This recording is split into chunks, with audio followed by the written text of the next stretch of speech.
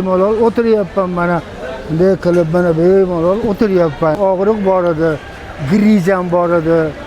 Shularga ichdim, men davo topdim, shundan davo topyapman. Bir oy oldin olib ketdingiz-a? Bir oy oldin olib ketganman.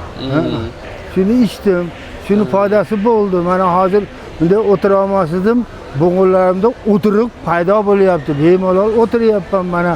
Bunday qilib mana bemalol o'tiryapman. Oldin o'tira olmasdim. Oldin o'tira olmas edim shuni. Og'riq kechqurunda ham bo'lardi, og'riq to'xtadi. Shunaqa dada ko'pchilikga yaxshi yordam beryapti o'zi mana shu. Yordam beryapti shu.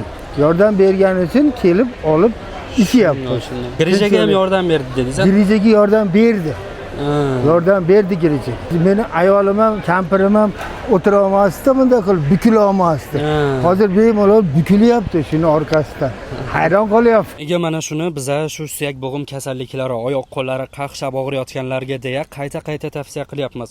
Chunki shuncha kundan beri nechta odamga bergan bo'lsak, deyarli hammasiga zo'r yordam beryapti. O'shaning uchun shunaqangi muammolardan qiynalayotgan insonlarni hammasiga yetib borish uchun yana bir bor tavsiya qilyapmiz. O'ylanib o'tirishga hojat yo'q. Bitta olib ishlatib ko'ring, foydasini ko'rib o'zingiz hayron qolasiz. Keyin mana shunaqangi yog'idan ham olib kelib qo'yganmiz. Bu yog' tashqi tomondan o'sha og'riyotgan joylarga surtasiz. Buni 3 kunda bir marta surtsangiz bo'ldi. Qizdirib o'sha yerga qon aylanishini yaxshilab beradi. Shu ikkalasini olib bitta ishlatib ko'ring. Manzilimiz Toshkent shahar Yunusobod dehqon bozorida. Mana shu 494-joyga qarab kelaverasizlar.